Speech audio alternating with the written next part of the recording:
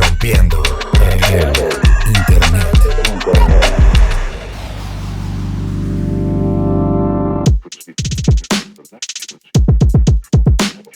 Bienvenidas, bienvenidos y bienvenides sean a una entrega más de Rompiendo el Internet, el podcast en el que personas que le han sacado jugo al algoritmo nos cuentan cómo le hicieron. Yo soy Berenice y hoy me acompaña Enrique Ortiz, conocido en las redes como Tlatoani Cuauhtémoc, escritor, conferencista y divulgador de la historia mesoamericana que nos ha acercado a punta de tweets al pasado prehispánico de lo que hoy es México.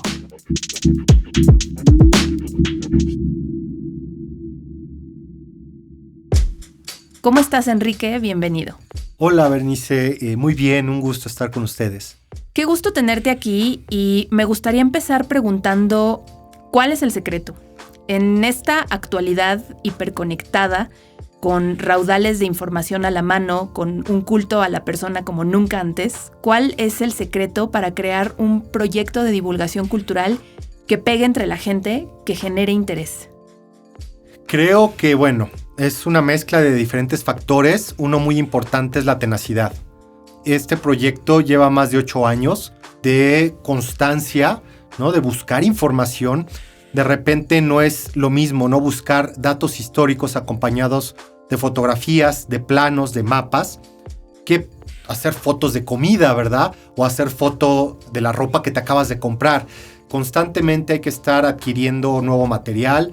Constantemente hay que estar informado de los hallazgos tanto arqueológicos, de todas estas nuevas teorías, ¿no? Por ejemplo, de la historia. Entonces, es esta tenacidad y es esta forma tal vez de sorprender siempre, diario, sin ningún día de descanso, sin ninguna hora, ¿no? En la que no estés pensando en cómo sorprender a tus seguidores, cómo sorprender a aquel apasionado de la historia, aquella persona que tal vez la siente un poco ajena, pero gracias a datos tal vez curiosos, datos poco conocidos, datos poco divulgados, ¿no? Se va acercando poco a poco a todo lo que es no solo la historia, sino los aspectos culturales de nuestro país. Tanto el arte, zonas turísticas, hallazgos arqueológicos, todo esto, ¿no? Entonces, yo creo que también tiene que ver en gran medida el tono en el que tú te diriges a tus seguidores, ¿no? Creo que eso es parte integral del éxito de este proyecto de divulgación cultural, en el cual, pues, la historia no es como nos las enseñaron en la primaria, ¿sabes? De que era nombre, fecha, nombre de batalla, año. Aquí, por ejemplo, pues hablamos de todo, ¿no? Hablamos desde cuáles eran los manjares que degustaba Moctezuma, cuáles eran los gustos que tenía Benito Juárez, por ejemplo, como bailar y jugar cartas. Hablamos también incluso de todos estos movimientos estudiantiles, ¿no? Del 68, del 71. Hablamos incluso de programas, ¿no? Que se volvieron legendarios en la televisión mexicana, como la Carabina de Ambrosio. Pero al mismo tiempo hablamos de arte sacro, ¿no? Hablamos de Cristóbal de Villalpando, hablamos de Cabrera, hablamos de Simón de Pereins, sin dejar de lado, por ejemplo, la vida cotidiana en Tenochtitlan, las zonas arqueológicas. Entonces es un surtido rico que lleva todo pues todas estas anécdotas, todas estas historias que finalmente nos hacen mexicanos. Y ahorita mencionabas el tono, lo cual me parece esencial para llegarle a tantísima gente, ¿no? Sobre todo hablando del pasado y hablando de historia, que para la mayoría de la gente pueda decir, pero ¿por qué me interesaría conocer eso? O que tengan malos recuerdos de la escuela, ¿no? Porque sí, precisamente de pronto en la primaria, en la secundaria, las maneras en las que nos enseñaban el pasado eran terribles. No siempre, hay quienes tuvimos buenos maestros, pero ¿cuál es ese tono del que nos hablas? ¿Cuál es el tono que usas para acercarte a cientos de miles de personas? Bueno, de entrada tiene que ser algo breve, tiene que ser algo conciso. Y tienes que lograr, ¿no? A través de un tweet enganchar con tu auditorio. La segunda, pues tienes que dejar de lado todos estos términos rebuscados que de repente son muy complicados que la gente, Danos un ejemplo.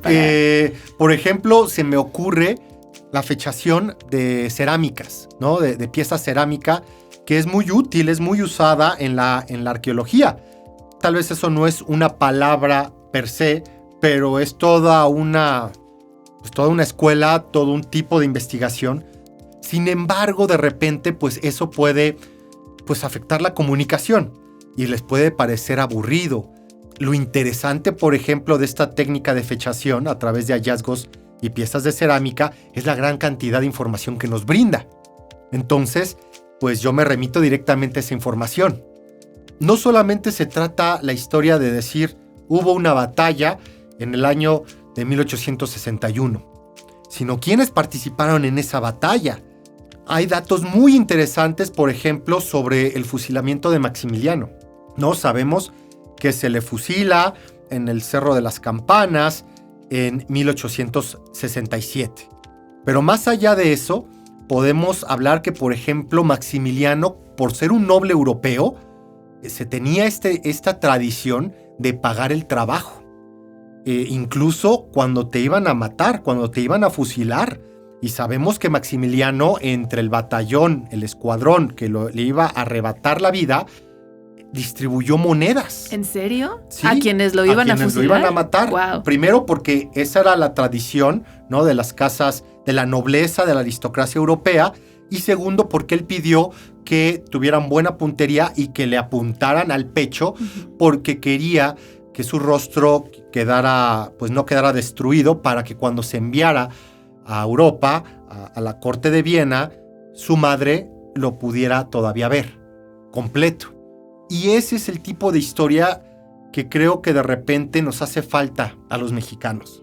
Ya que sacaste el tema de Maximiliano y hablando también de curiosidades, también investigas acerca de estas historias no oficiales o incluso que puedan entrar en el ámbito del rumor. Por ejemplo, esto que se cuenta de que Maximiliano después se convirtió, no lo mataron, se fue a Centroamérica y era este personaje Justo Armas. Exacto. Evidentemente, también es muy importante siempre compartir estos datos y toda esta información respaldado de fuentes, respaldado de autores, de investigadores, reitero, arqueología, datos arqueológicos.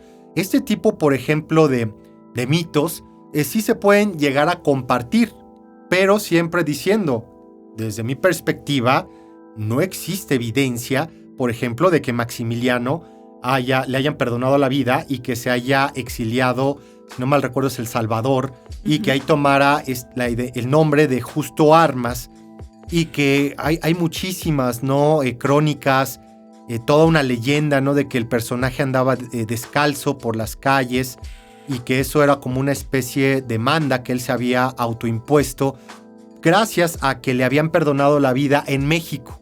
Y que realmente él era Maximiliano y que él era un Habsburgo y que llevaba una vida muy sencilla, ¿no?, en Centroamérica. Reitero, todo lo que se comunica en las redes sociales, en las columnas, en las colaboraciones, en los medios, debe de llevar un sustento. Y no hay evidencia, no hay ninguna evidencia que mantenga este mito, esta leyenda, ¿no?, de que Maximiliano logró salvar el pellejo y se estableció en Centroamérica. Claro. Aunque, justamente gracias al auge de estas herramientas digitales es que tenemos también acceso a estos lados B de la historia y estos mitos, ¿no? Entonces, supongo que para ti gestionar toda esta información también tiene como cierta complejidad, ¿no? Cómo ir delimitando todas estas versiones. Y sobre todo es una labor constante de curaduría. No para. Como te comentaba, yo no dejo de compartir información ningún día del año. Incluso llega el 6 de enero, por ejemplo, y hablamos de los Reyes Magos, o hablamos que en algún momento el presidente Pascual Ortiz Rubio quiso sustituir a los Reyes Magos por Quetzalcóatl, que les traía regalos a los niños. O, por ejemplo, cuando hablamos de Santa Claus, ¿no?, lo que es el 24, el 25, pues también hablamos de la figura histórica de San Nicolás de Bari, que era un ferviente defensor de la fe y que incluso por ahí abofeteó a otro sacerdote que estaba en otro tipo de interpretación de la fe católica, si no mal recuerdo fue Arriano, en un concilio. Entonces no termina nunca la curaduría. Lo que siempre es un reto el seleccionar información relevante, fresca, nueva, pero no basta con que sea información relevante. Para mí, tiene que ser relevante para los seguidores, tiene que ser relevante para los internautas. Esto que mencionas es súper importante porque supongo que también se ve más presente con la inmediatez y como el contacto directo que permiten las redes sociales, ¿no? Entonces, ¿cómo ha cambiado la divulgación de la historia con estas herramientas digitales? Muchísimo, ¿no? Muchísimo. Hace 20, 30 años, imagínate, incluso no tanto, para poder conocer de la historia tenías que ir a una biblioteca, tenías que buscar una ficha, muchas veces tenías que estar registrado, ¿no? O hacer un proceso de registro, y tenías cierto tiempo también para llevarte los ejemplares, ¿no? Y poderlos consultar en tu casa. No era, pues, todo el tiempo que tenías. Y ahora con el cambio de la web, de lo que es el internet, de lo que son las redes sociales, fue un boom. Facilitó la vida de todos los seres humanos o todos los seres humanos que tienen acceso a estas nuevas tecnologías. Por ejemplo, hay una infinidad de PDFs de todos los institutos. Todo eso está en línea. Y a eso habría que agregarle la cantidad de bibliografía que puedes encontrar en internet, ¿no? Es fabuloso. Libros de todo tipo, desde novelas hasta obras como La historia general de las cosas de la Nueva España de Fray Bernardino de Sahagún, los escritos, las cartas de relación de Hernán Cortés, la obra de Bernal Díaz del Castillo, todo está en internet. Lo que nos hace falta es el tiempo, ¿no? Para poder procesar toda esa información. Y en cuanto a la divulgación, pues evidentemente que ha cambiado muchísimo, ¿no? Con estas herramientas, con los videoblogs, con los canales de YouTube, con las redes sociales, pues no solamente la riqueza de nuestro país o la divulgación de la historia de México se queda en nuestras fronteras, sino que va más allá. Tenemos acceso a una historia universal y que los propios promotores y divulgadores e historiadores se encuentran, ¿sabes?, en tiempo real en los lugares donde se dieron los hechos, ¿no? Por ponerlo de alguna forma. Ellos mismos descienden de estos personajes, ¿no? O sea, un peruano, ¿no?, que vive en Cusco, conoce todas las leyendas, conoce toda la ciudad. Es fabuloso, porque de primera mano tenemos acceso a esta calidad de información que antes no habíamos tenido, que antes solamente podías obtener a través de leer un libro de la historia de Perú, y ahora te lo puede contar el cronista oficial de Cusco. Claro. Entonces es maravilloso. Y claro, o sea, para no ahogarnos en tanta información y no saber por dónde entrarle, es que necesitamos personas como tú que se den a la tarea de curar toda esta información. Sí, y que aún así es imposible, ¿no? Porque cuando uno, por ejemplo, entra a Twitter, a mí me encantaría tener el tiempo para poder revisar algunas cuentas, ¿no?, que son muy valiosas y que de repente se pierden entre tantos tweets o entre tantas cuentas, pero la cantidad de información de verdad a veces es muy complicada. Oye, ¿te vales de recursos como, no sé, memes? Rara vez, ¿no? Rara vez por el carácter de la cuenta, pero hay muchas estrategias para comunicar que se vuelven muy divertidas. Por ejemplo, en algún momento compartí alguna foto de participantes de lo que era el Festival OTI, ¿no?, el Festival de la Canción, que se realizaba en diferentes sedes de América, y pues la gente empieza pues a bromear en cuanto a los personajes que están retratados, ¿no? Entonces se vuelve muy interesante. Ese recurso es muy interesante. Otro también que es muy interesante es cuando haces encuestas, por ejemplo, sobre qué zona arqueológica es la que más te gusta, y entonces la gente se mete con todo. Tal vez no es tan divertido, pero es muy interesante compartir datos históricos que puedan llegar a ser polémicos. Por ejemplo, en algún momento, 3 estados del norte del país, Coahuila, Tamaulipas y Nuevo León, decidieron independizarse porque estaban en contra de lo que era el gobierno centralista que residía en la capital, en la Ciudad de México. Y también por la influencia, pues, de los independentistas tejanos, ¿no?, que ellos habían obtenido su independencia de México en 1836. Entonces, si no mal recuerdo, en 1840, estos 3 estados deciden formar la República de Río Grande. Tú compartes esta información y se dan unos agarrones y se hacen bromas, pues ya sabes, los del norte con los del centro y con los del sur, ¿no? A veces pues hay muchísima pasión en los posts y pues sí pueden llegar incluso hasta haber discusiones. Y más en Twitter, ¿no? O Y sea, más que en en Twitter, Twitter todo el sí. mundo entra como con la espada desenvainada. Sí, no, se dan debates. ¿Cómo puede remover tantas pasiones un personaje como Hernán Cortés, Porfirio Díaz, Doña Marina, ¿no? Que también conocemos como Malintzin, el propio Antonio López de Santana, ¿no? Este es el seductor de la patria, ¿no? Por ahí hay una novela muy buena. Entonces, eso pues es muy motivante, ver que la gente le interesa mucho la historia y que tal vez no es la forma correcta de repente. Bueno, yo hablo de mi experiencia cuando era niño, pues la forma en la que nos enseñaban en las escuelas, ¿no? Que hasta le tenías miedo a la historia, ¿no? Porque era memorízate fechas y datos, y si tenías mala memoria, pues era casi imposible que pasaras la materia.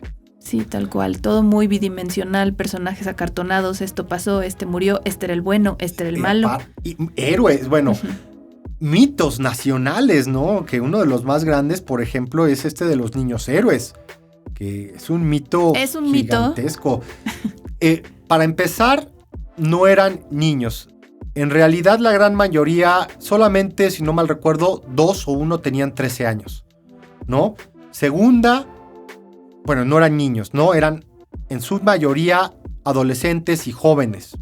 Incluso sabemos que el teniente Juan de la Barrera pues ya tenía 20 años. La segunda es que no todos eran cadetes militares. Por ejemplo, reitero el caso de Juan de la Barrera, él ya había egresado del colegio militar y él era ya un teniente. El famosísimo Juan Escutia, no hay certeza de que haya sido un cadete. O por lo menos no lo fue en la batalla de Chapultepec, que fue el 12 y el 13 de septiembre de 1847. Incluso puede que haya pertenecido a otro batallón, al batallón de San Blas, porque él nace en lo que es Tepic, Nayarit.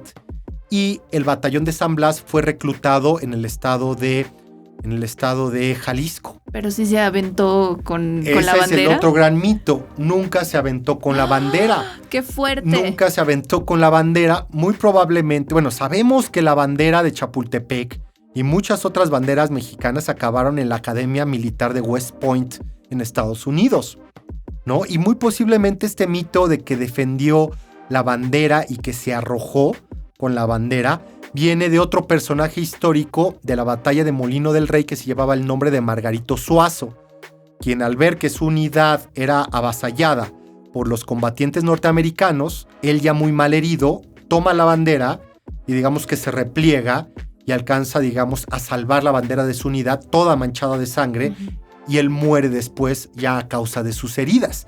Pero esto de que se lanzó con la bandera, pues es un mito de los mitos más grandes de la historia de México. Incluso no sabemos si se apellidaba Escutia, Escontria, a ese grado, el misterio que existe en torno a este personaje Juan Escutia. Híjole, esto sí está para romper corazones, la verdad. Sí, la verdad que sí. O el otro, es el otro gran tema, regresamos, ¿no? Lo de Justo Armas, que muchísima gente cree que sobrevivió Maximiliano, que porque era masón, y que Benito Juárez lo perdonó porque entre masones no se matan, lo cual es completamente falso.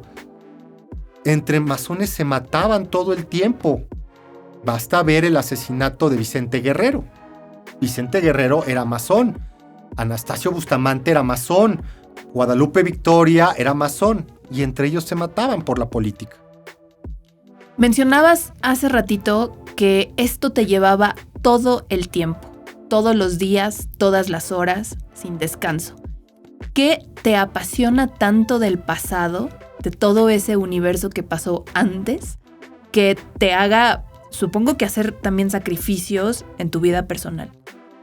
Hay muchísimos eventos o periodos históricos que me gustan, ¿no?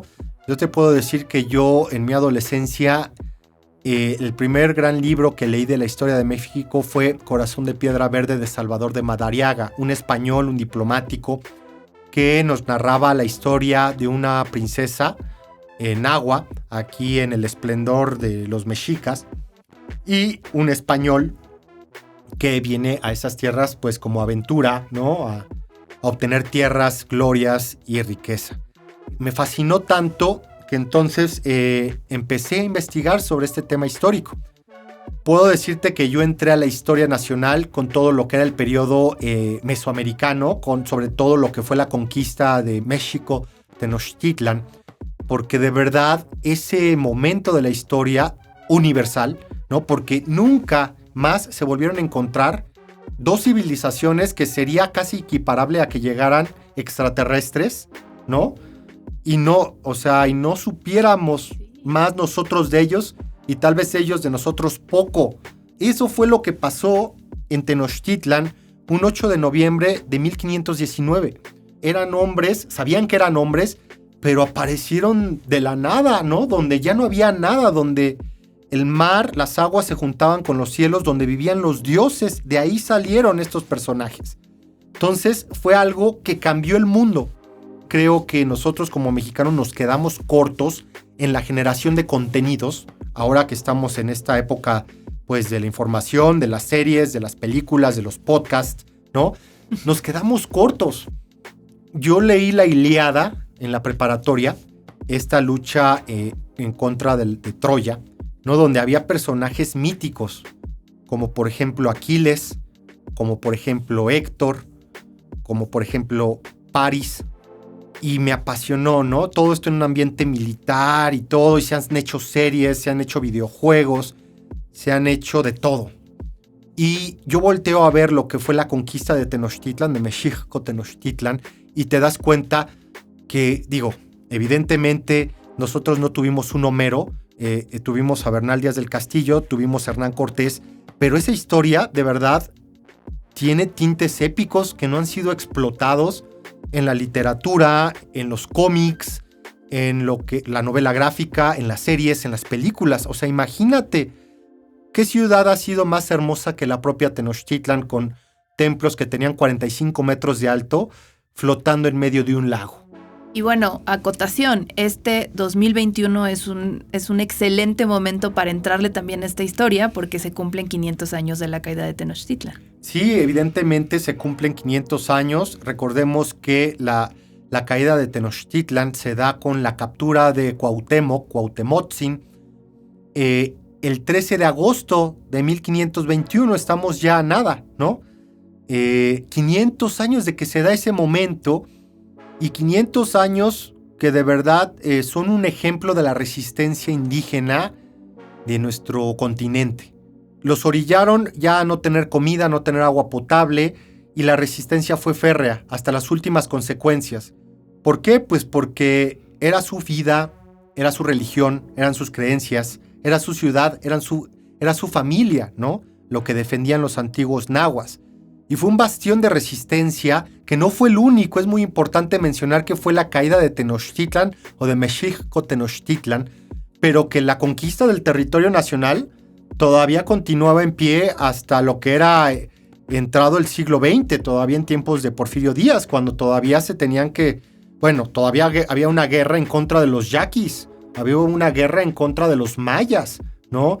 Recordemos la guerra de castas, recordemos todo lo que fue esta guerra de desgaste en contra de los grupos chichimecas, ¿no?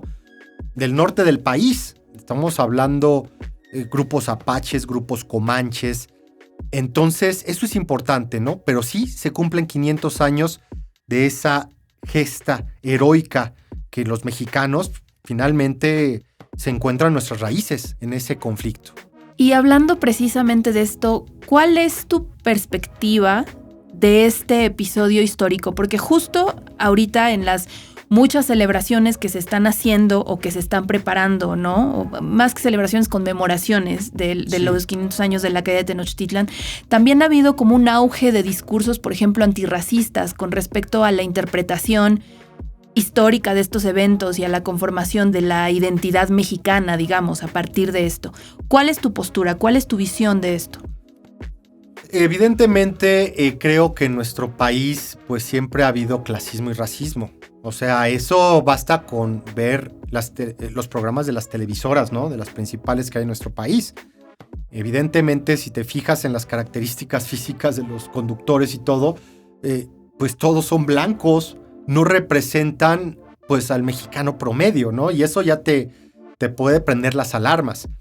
En realidad, pues en la historia siempre ha habido pues estos tintes racistas. Siempre los ha habido, ¿no? Desde los propios mexicas, por ejemplo, muchos piensan que el racismo inicia con la llegada de los europeos, pero por ejemplo el mexica se sentía superior, principalmente por razones culturales, ideológicas, religiosas, se sentían superiores a otros pueblos. Su forma, todo lo que eran sus tradiciones, su cultura, ellos se sentían superiores a muchísimos otros pueblos y por eso llevaban a cabo guerras de conquista y de expansión militar, aparte de otras cuestiones religiosas. Por ejemplo, los estadounidenses que invaden México entre 1846 y 1848, el estadounidense anglosajón de origen europeo, él se cree superior al mexicano. Él se cree superior al nativo y se cree superior al esclavo, ¿no? A la persona de origen africano. Y eso les daba la razón, les daba el derecho de poder, pues tú sabes que nos quitaron más de la mitad de nuestro territorio, una invasión terrible, una guerra terrible. ¿Por qué? Porque ellos tenían el derecho de gestionar estas tierras, de administrar estas tierras, pues que los mexicanos no aprovechaban, que los mexicanos estaban sumidos en su ignorancia por ser católicos y rendirle pleitesía y honores al Papa en Roma, porque éramos flojos, porque por muchas otras características, ¿no? Que ellos creían que eran negativas. Entonces, el racismo siempre ha estado presente, ¿no? Durante la colonia, durante el virreinato se dio también, pues de cierta forma, todo este racismo, ¿no? Pero bueno, o sea, realmente no creo que sea una novedad, ¿sabes? Siempre ha estado ahí. En los libros de historia siempre ha estado presente ese tinte racista y siempre la sociedad mexicana ha vivido con ese racismo. Volviendo a ti, ¿qué de Tlatoani Cuauhtémoc tiene Enrique Ortiz? ¿Cómo se lleva con tu vida? Por ejemplo, cuando sales con amigos, ¿te gusta hablar de estos temas? Pues generalmente, ahorita es muy difícil salir con amigos por el tema del COVID, bueno, ya sabes. Sí. Me encantaría, pero fíjate que generalmente extraño mucho todas esas reuniones y tertulias, pero pues me platican, bueno, más bien me preguntan de los libros, me preguntan también cosas, por ejemplo, de, oye, quiero ir a Oaxaca, oye, quiero ir a Querétaro, ¿qué lugares me recomiendas? O también me platican sobre alguna conferencia, ¿no? Que pudieron ver, a la que asistieron o pudieron ver a través de las redes, y siempre me preguntan sobre el tema de los mitos, ¿no? De que si Hernán Cortés fue un genocida, de que si Villa realmente fue un saqueador, un personaje muy dado a la violencia. Y sí, eso es constante. O sea, sí eres el de los datos curiosos históricos siempre, de tu grupo. Sí, sí, eso pasa. Me absorbe mucho ese personaje en la realidad. Ya no sé, creo que paso más tiempo en el mundo digital, ¿no? Y eso es bien interesante. Es un fenómeno social, antropológico bien interesante. Cómo vamos los seres humanos teniendo una realidad dual, que es la realidad digital.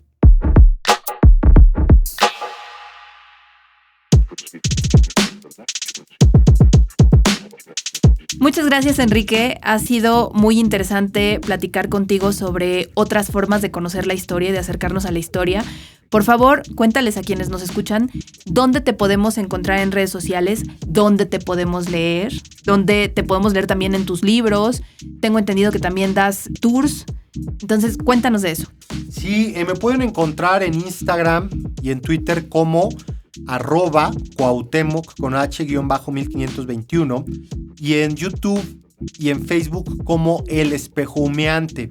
Evidentemente estas cuentas son completamente culturales, históricas, para compartir la riqueza de nuestro país, el patrimonio, todos estos lugares que vale la pena visitar. Y también por ahí se pueden enterar de varios eventos que yo realizo, ¿no? Culturales.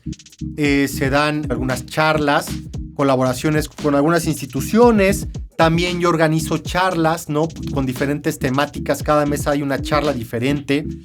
Y esperando que toda esta situación poco a poco se vaya normalizando, también se daban tours también con diferentes, se visitaban diferentes espacios, ¿no? Hubo uno de leyendas en lo que fue el barrio de la Merced, hubo uno que fue caminando todo la calle de Madero, incluso hemos ido a Teotihuacán, zonas arqueológicas, conventos, de muchos temas, ¿no? Entonces, estén pendientes por ahí. Y finalmente, pues por ahí también comparto lo que han sido las publicaciones de mis libros. En la actualidad estoy promocionando. Hace un mes lancé con la editorial Planeta mi libro más reciente, que lleva de nombre El mundo prehispánico para gente con prisa. Como nosotros. Exactamente, ¿no? Exactamente, que andamos corriendo todo el día. Entonces es un libro muy relevante sobre la vida cotidiana en Tenochtitlan. Y el año pasado publiqué mi primera novela, que se llama Las Águilas de Tenochtitlan, con la editorial Grijalbo, de Penguin Random House. Es una novela épica, lo que hablábamos es una novela épica sobre un guerrero mexica y cómo era la vida de un guerrero en el siglo V en Mesoamérica. Lo que hablábamos, ¿no? De explotar y de compartir toda esta riqueza cultural que da para fábulas, cuentos, videos, series. Entonces, esos libros los pueden encontrar en librerías, en la tienda de los tecolotes, en Amazon, en muchísimos lugares. Perfecto, pues muchísimas gracias, Enrique Ortiz, y gracias a todas y todos por escuchar. Yo soy Berenice, esto fue Rompiendo el Internet y nos escuchamos en la próxima. Adiós.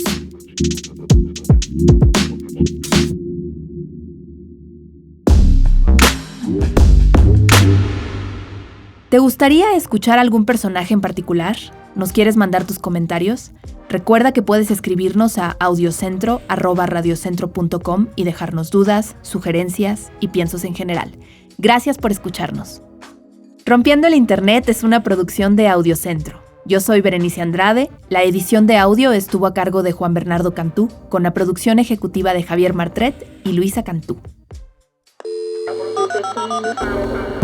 Rompiendo el Internet. Audiocentro.